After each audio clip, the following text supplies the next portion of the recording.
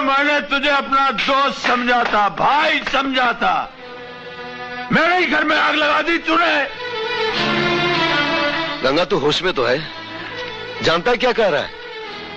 तूने मेरी मोहब्बत पर डाका मारा है, मेरी महबूबा को छीना है तूने मुझसे। गंगा क्या क्या बोल रहा है तू?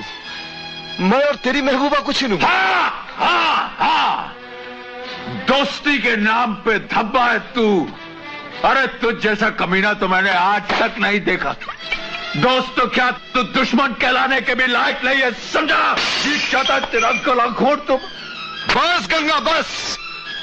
हाथ मैं भी उठा सकता हूं, मजबूर सिर्फ इसलिए हूं कि मेरी जिंदगी पर तेरे एहसानों का कर्ज है।